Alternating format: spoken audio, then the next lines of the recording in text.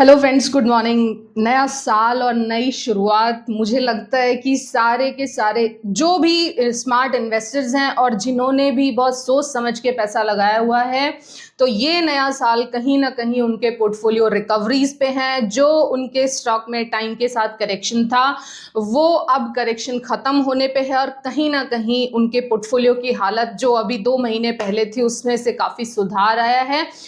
और अगर आपने स्टॉक्स चूज सही नहीं किए तो यही वो टाइम होता है पहचानने का कि जैसे ही मार्केट रिकवरी करता है, जैसे ही 3-4 महीने के बाद करेक्शन जब एंड होता है ना, तो अगर कोई स्टॉक आपका रिकवरी के साथ रिकवर नहीं करता, दैट मीन्स उस स्टॉक में लॉन्ग टाइम प्रॉब्लम होने वाली है, लॉन्ग टर्म का उसमें कंसोलिडेशन या मंदी आने वाली है।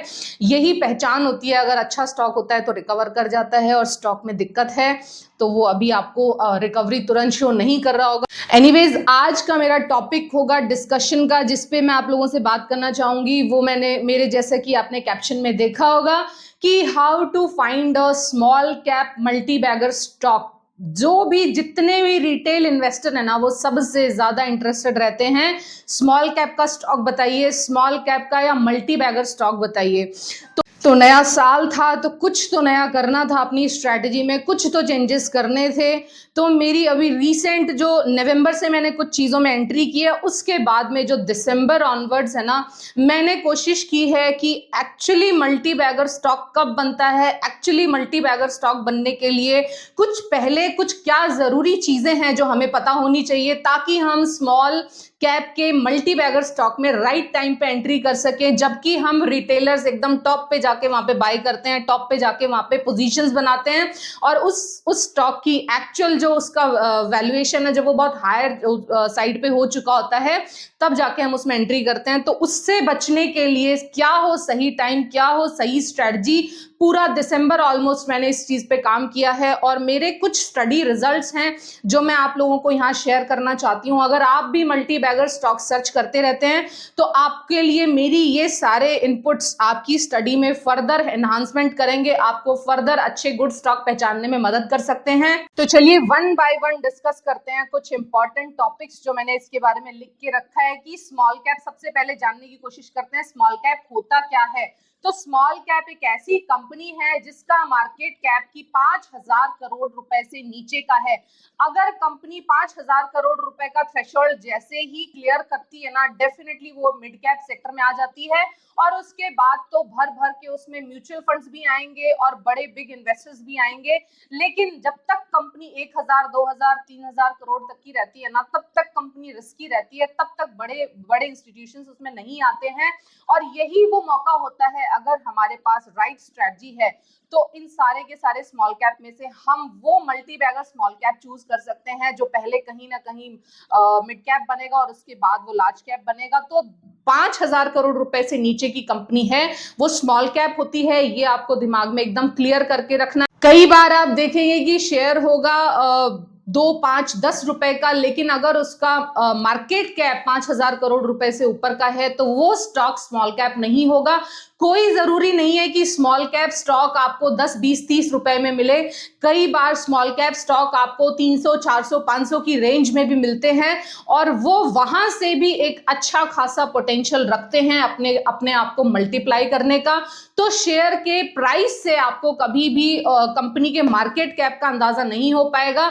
आप ये मान के चलना कि जो भी स्मॉल कैप है उसका मार्केट कैप आपको चेक करना होगा, वो 500 करोड़ रुपए से नीचे का होना चाहिए। और इसी के साथ जैसा कि आप सब लोगों को पता है कि जो भी स्मॉल कैप कंपनी है ना, वो कहीं ना कहीं उसमें बहुत सारे रिस्क इन्वॉल्व हैं। अभी वो मार्केट में नई नई आई है, और अभी वो खास करके रिटेलर्स के लिए और बिग इन्वेस्टर्स के लिए बहुत अननोन कंपनी है। तो ऐसी कंपनी में अगर आप पैसा लगाना चाहते हैं ना, तो सबसे पहली बात तो आप ये जान लेना कि आपको अपनी रिस्क टॉलरेंस पता होनी चाहिए। मैंने बहुत लोगों को देखा है इस साल, आप लोगों से बहुत सारी बातें हुई हैं और जाना कि आपने ऐसे ऐसे स्मॉल कैप, बहुत छोटे छोटे अननोन स्मॉल कैप्स में बहुत बड़ा बड़ा पोर्टफोलियो का अमाउंट लगाया हुआ है। 5-5 लाख और 10-10 लाख भी सीधा लोगों ने स्मॉल कैप स्टॉक में लगाया हुआ है। तो रिस्क टॉलरेंस होना बहुत जरूरी है।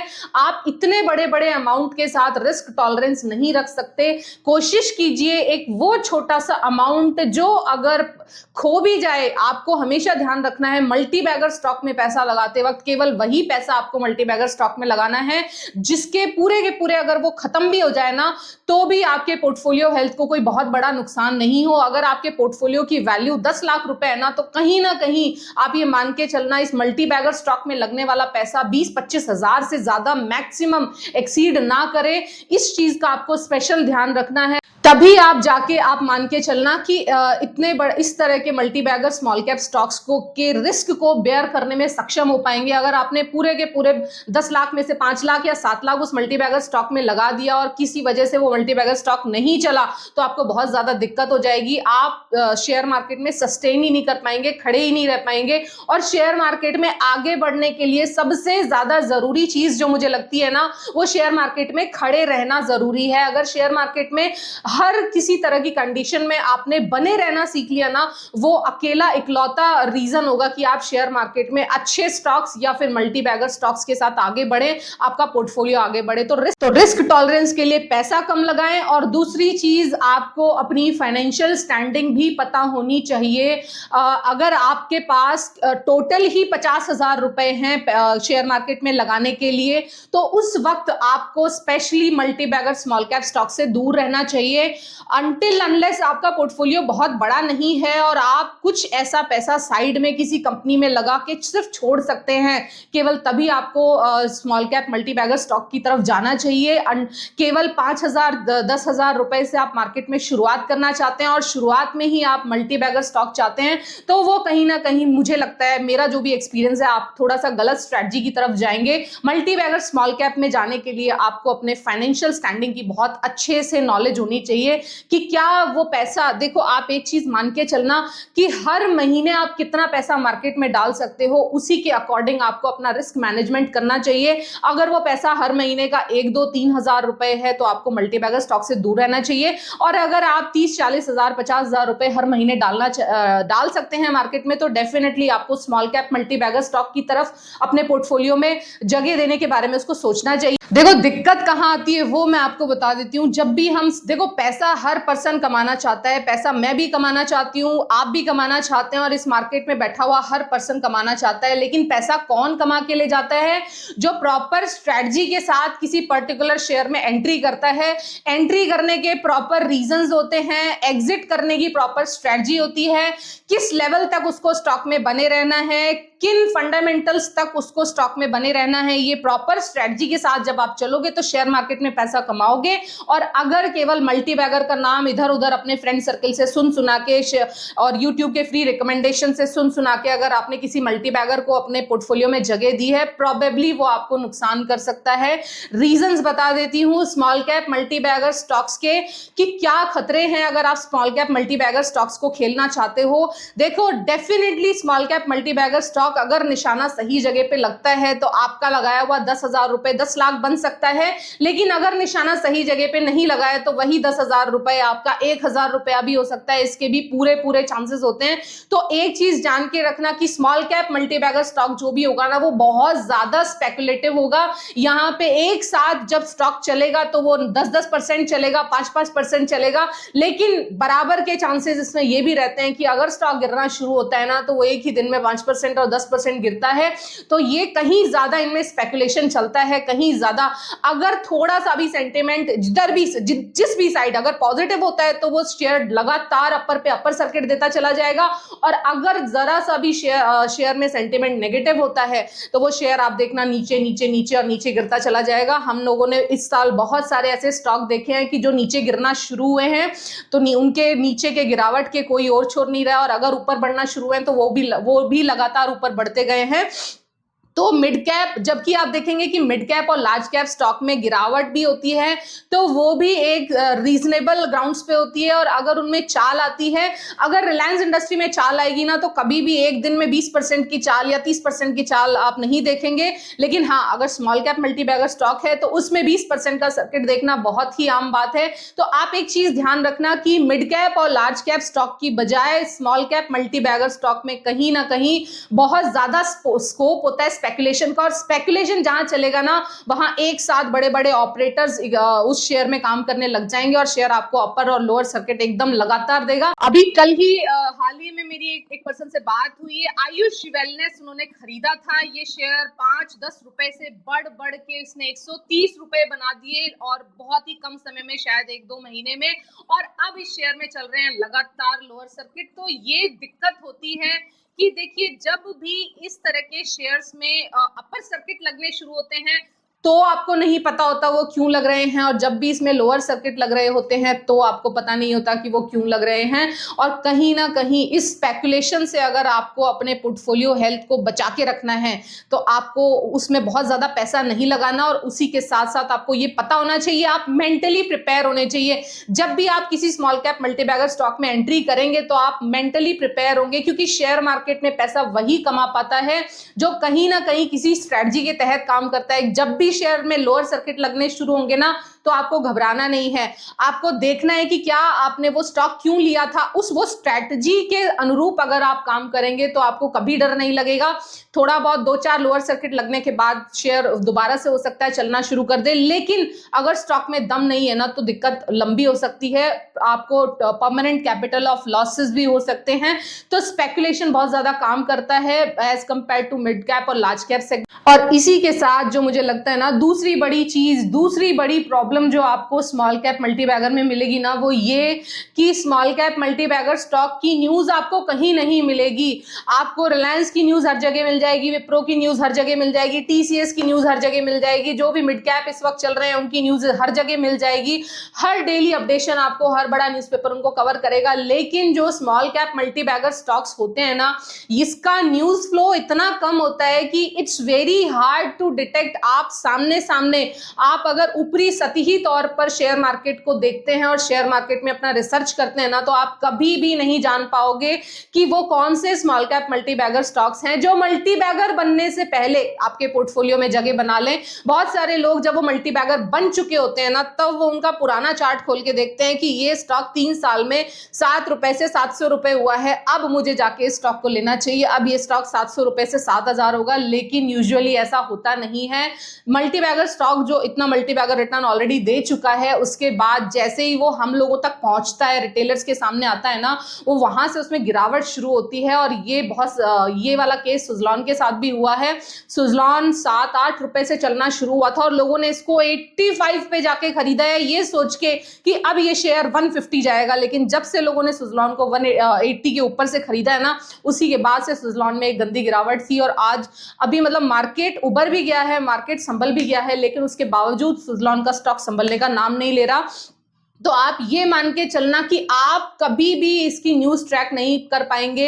ये स्टॉक क्यों चलते हैं, कब चलना स्टार्ट करेंगे, इसके लिए एक बहुत गहन रिसर्च की जरूरत होती है। एक बहुत अच्छे टेक्निकल चार्ट पैटर्न्स की समझ होना बहुत जरूरी है, एक अच्छे एक्सपीरियंस का होना बहुत जरूरी है। केवल तभी आप स्मॉल कैप मल्टीबैगर स्टॉक में आने वाली चाल को पकड़ पाएंगे।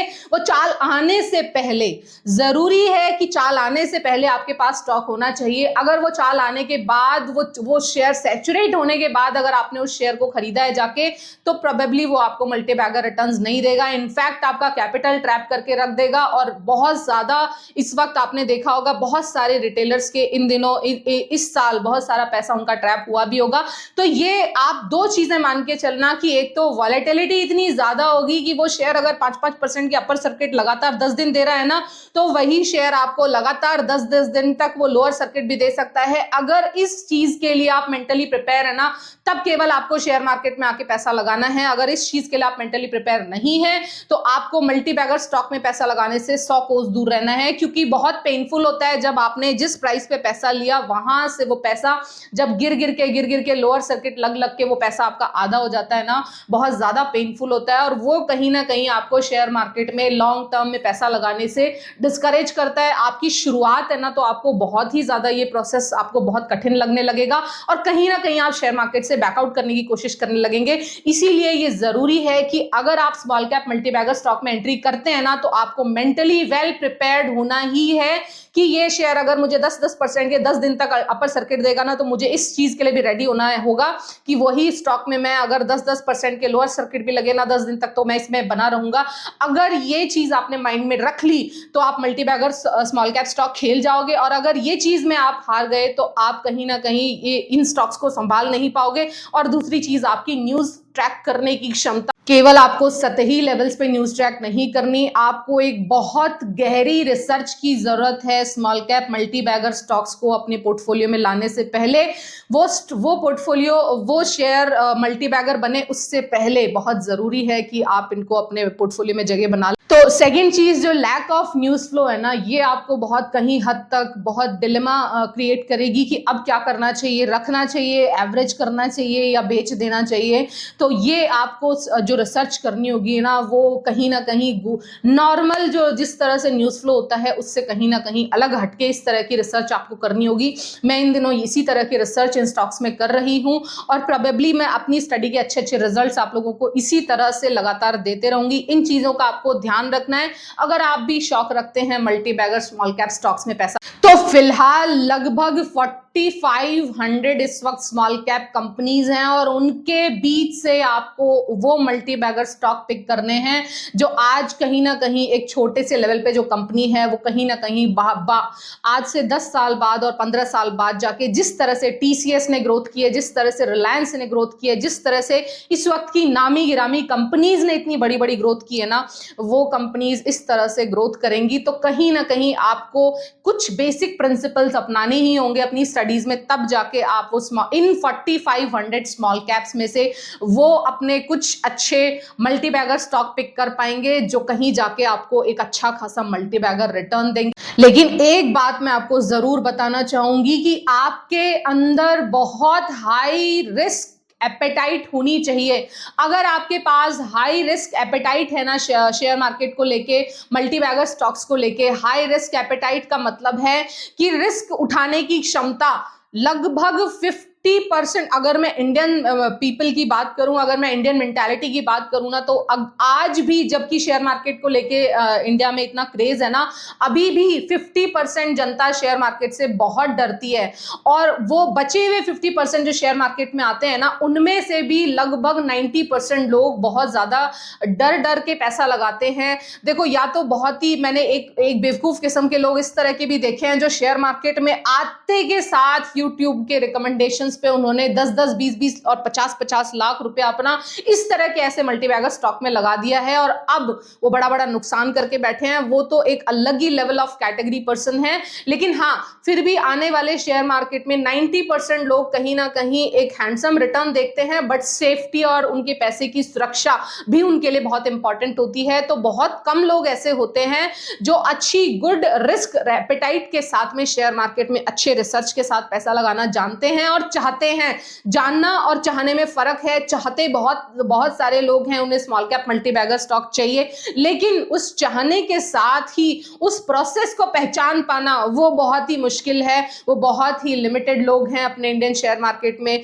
जो आज आपने देखा होगा मिस्टर झुनझुनवाला साहब, उनका पोर्टफोलियो, इतने बड़े बड़े लोगों के जो ये पोर्टफोलियो है ना, तो कहीं ना कहीं आप ये जानने की कोशिश करें, इन्होंने बहुत गहन रिसर्च और बहुत गहन स्टडी करने के बाद किसी स्टॉक को पिक किया होगा जो स्टॉक उनका 10 टाइम्स या 20 टाइम्स हुआ है ना।